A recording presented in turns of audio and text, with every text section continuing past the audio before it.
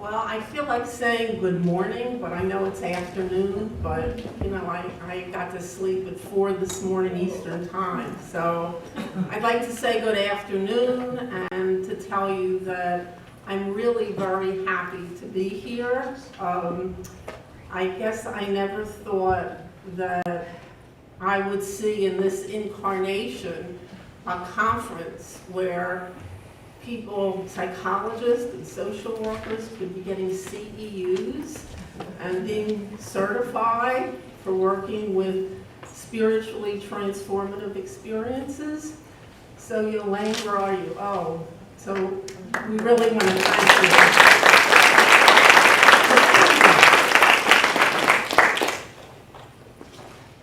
you. So before I begin, I want to tell you that I have 2 personal goals in making this presentation. And one is that after hearing, not surprisingly, that just about all of you have had your own spiritually transformative experiences, I really do want to leave time for questions and answers and discussion. Because I think we can really learn from each other that way.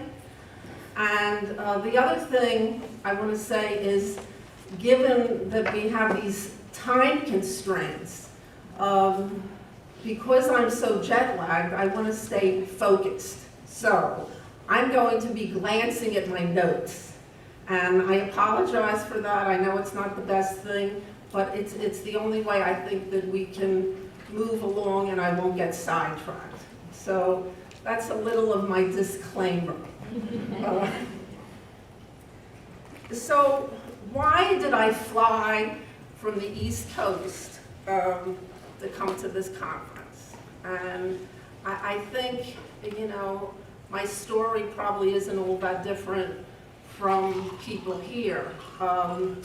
As a young adult, I started having spontaneous mystical experiences.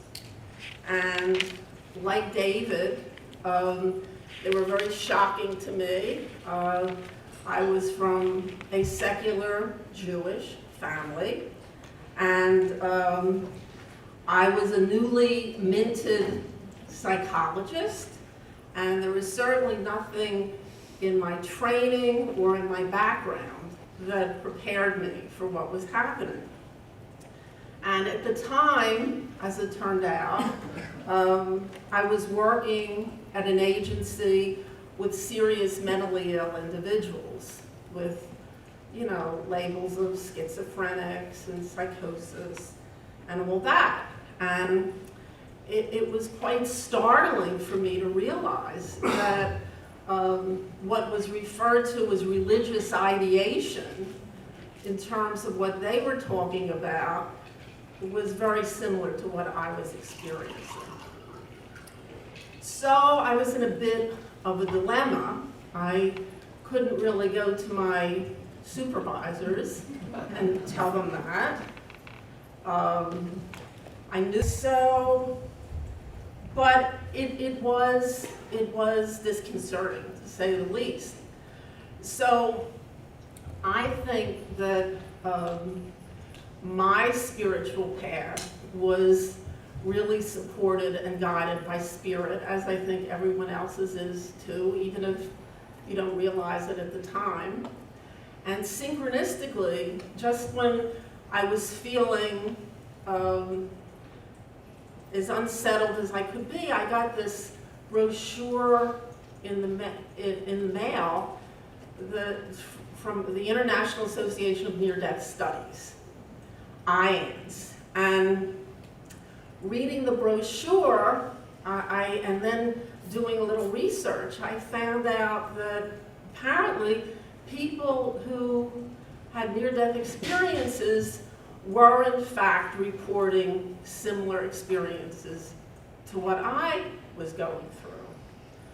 But they had died and I hadn't. So I still had a bit of a problem. What did this mean? Anyway, I went to a conference of IANS, and I met my dear friend Barbara, And I became very active in IANS in the 80s. I started counseling NDEers. I became president of the Philadelphia area chapter of IANS.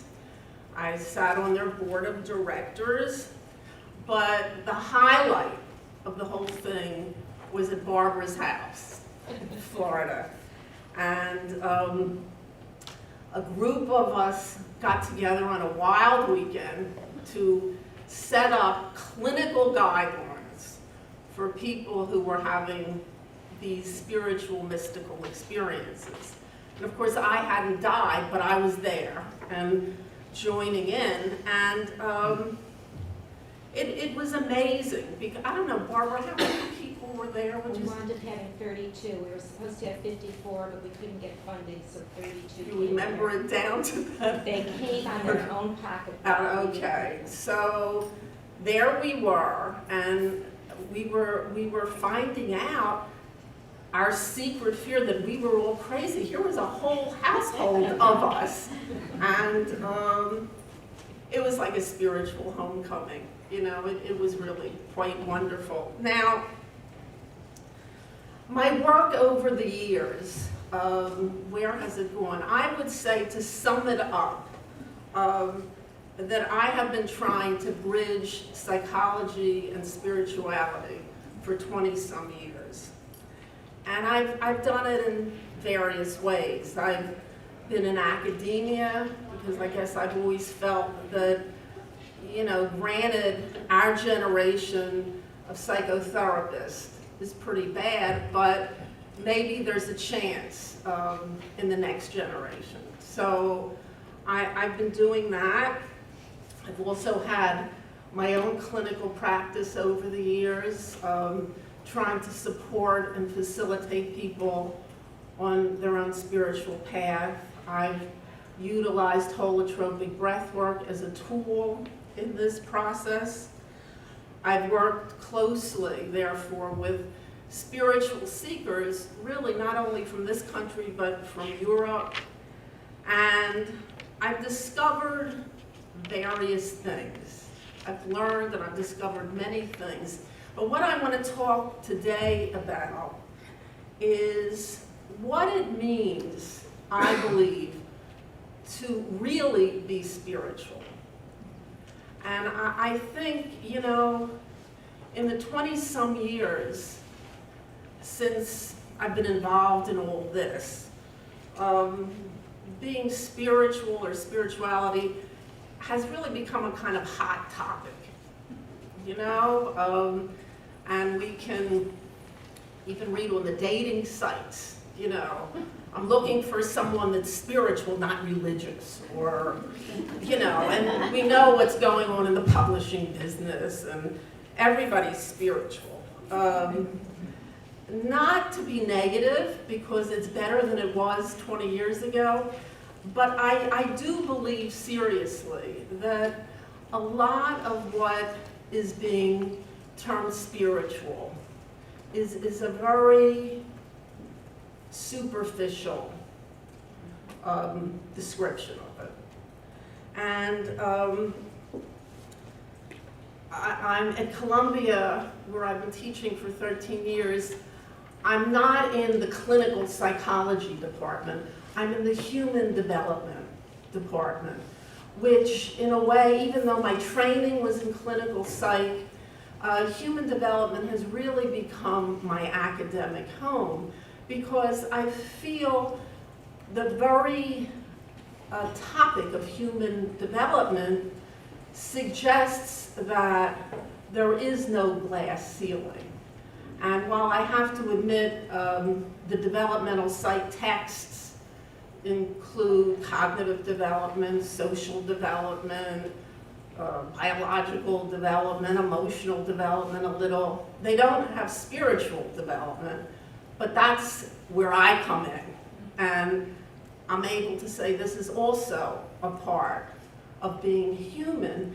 And I think there's more of the opportunity to get that point across than in clinical or counseling psych, where there is such a focus on psychopathology. And I think, you know, a glass ceiling, which goes up to the ego level and not anywhere else. So this is how I've been maneuvering myself in academia. It's also how I've gotten so many gray hairs, because, you know, it hasn't always been easy.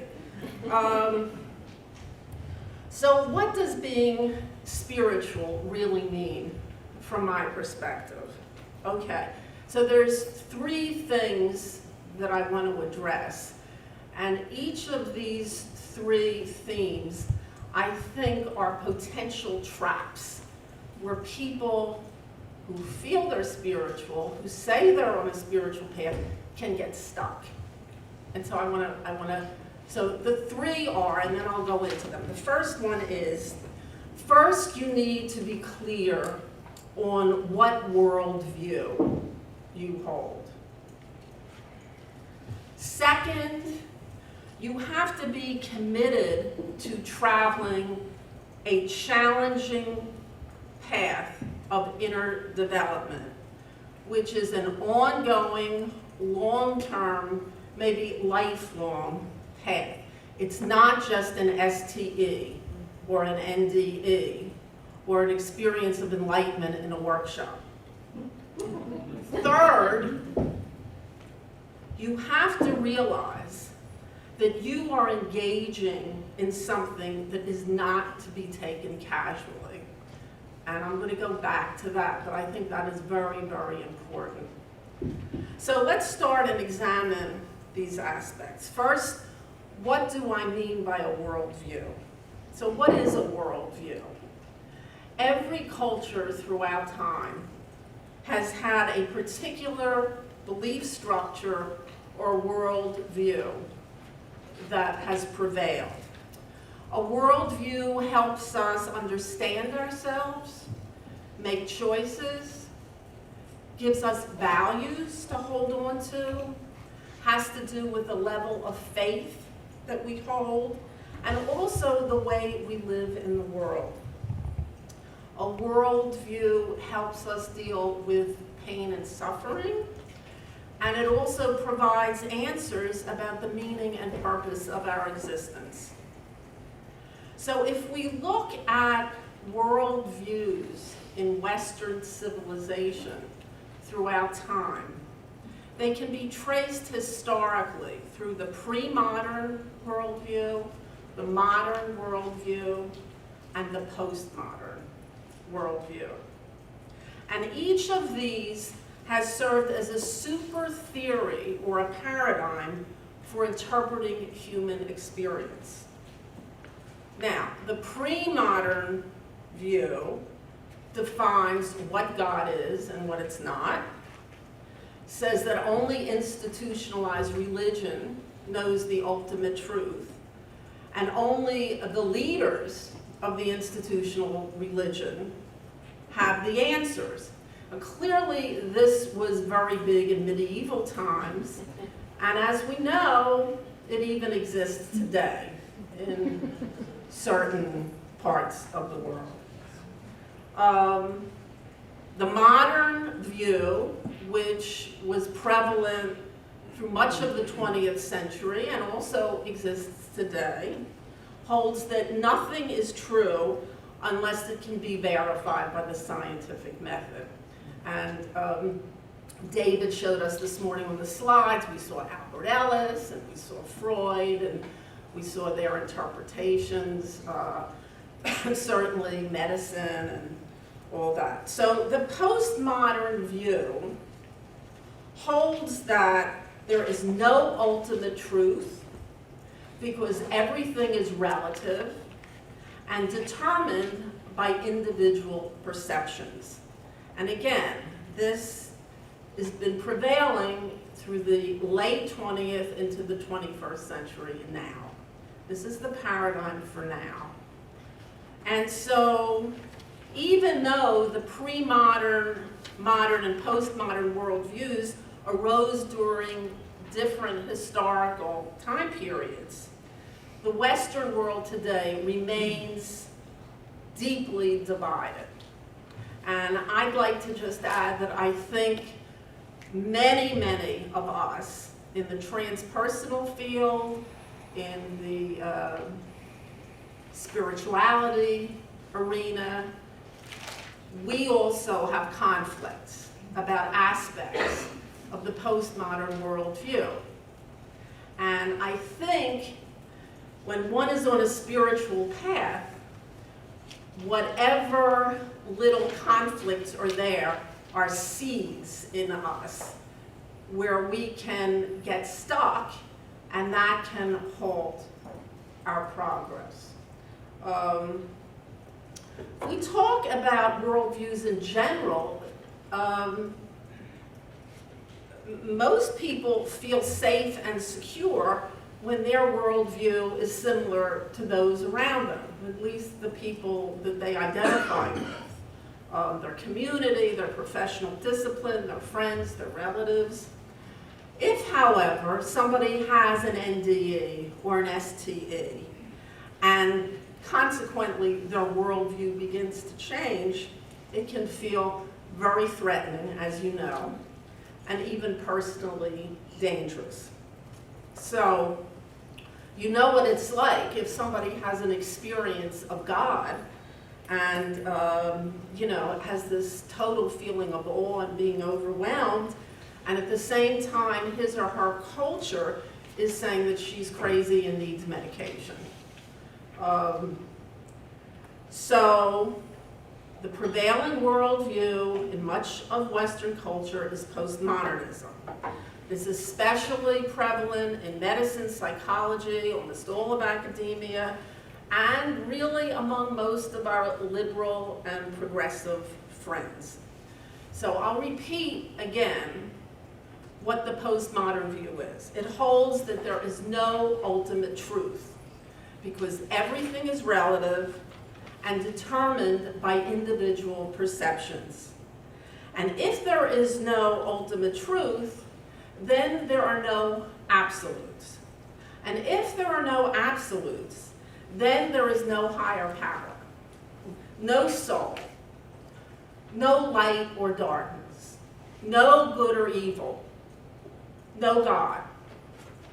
I was at Columbia yesterday, and a woman there, Laurie, said she's a very spiritual person. She talks a lot about being spiritual.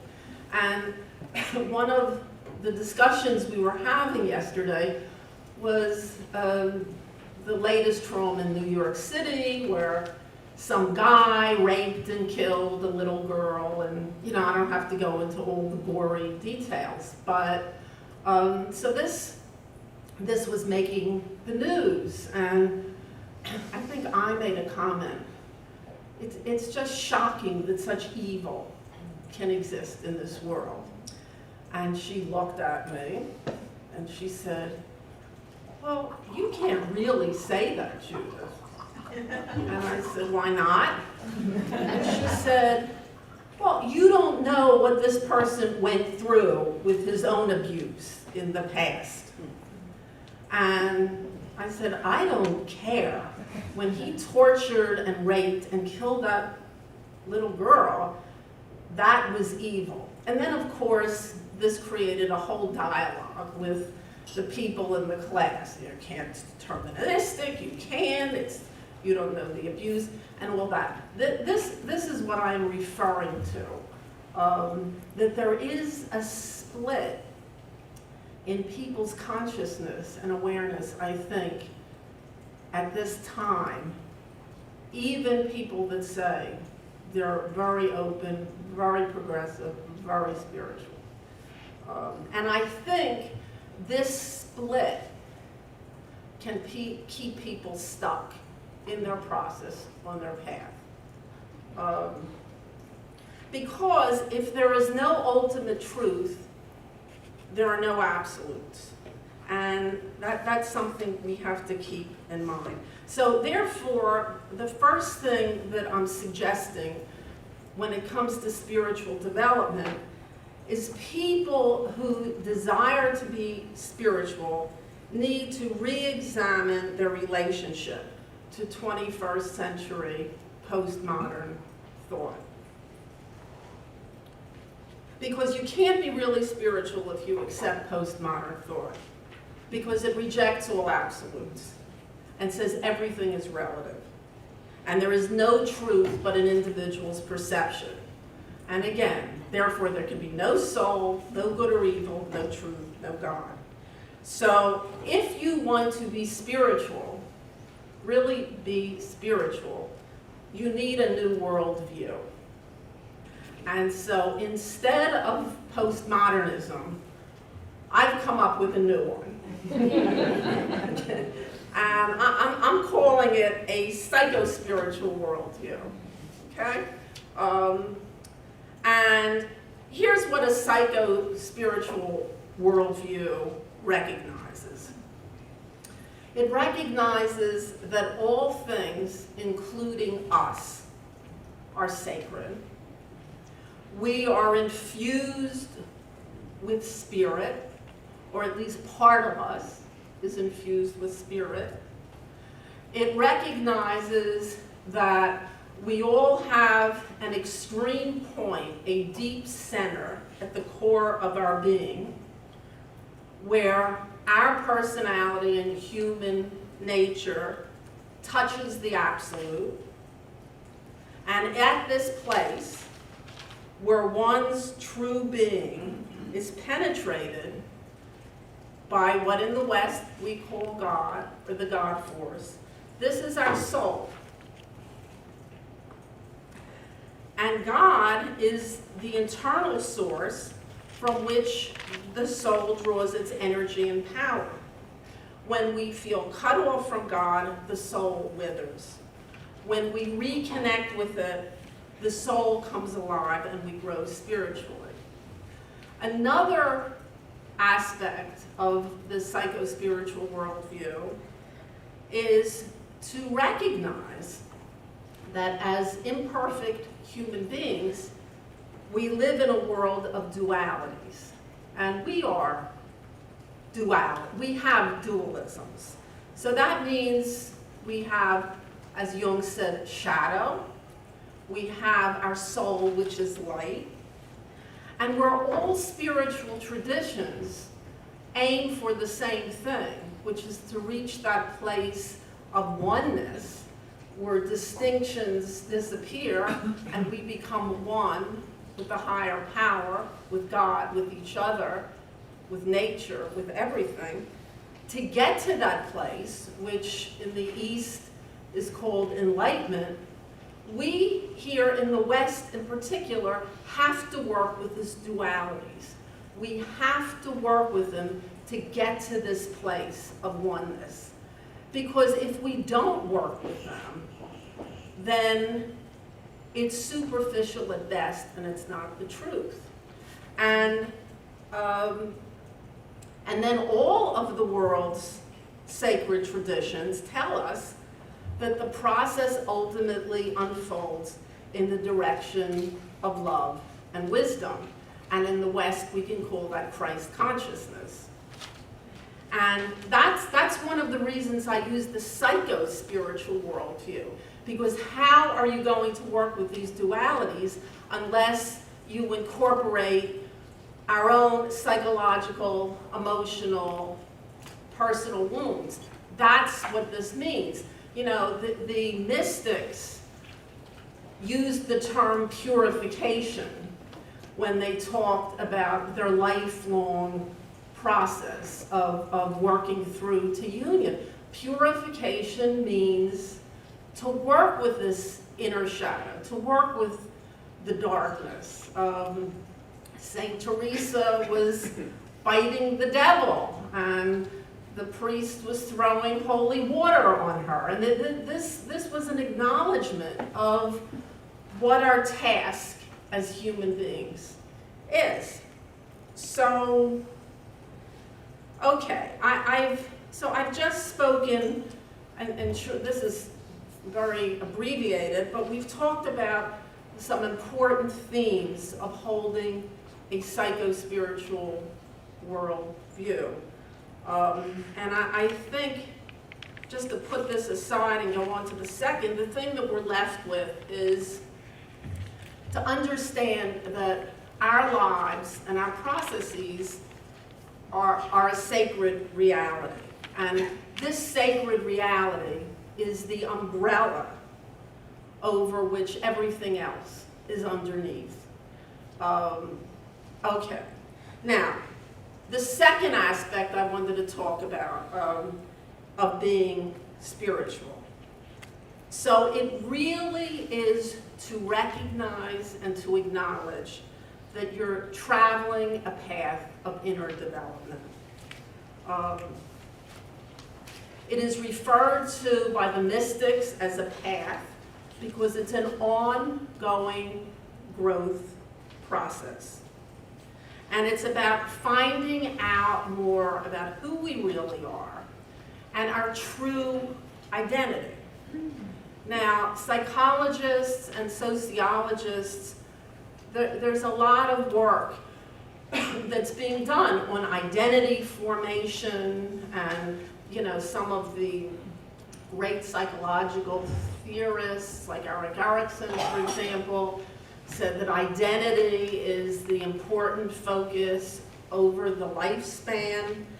So everybody agrees to that. And typically in our postmodern world, when we talk about identity, it's about gender identity, it's about sexual orientation identity, it's about racial and ethnic identity, it's about if you're obese, be happy to be obese because that's who you are.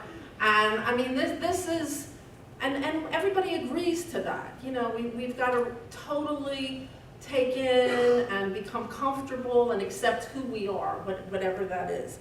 There's one thing that's eliminated, and you know what that is. It's spiritual identity.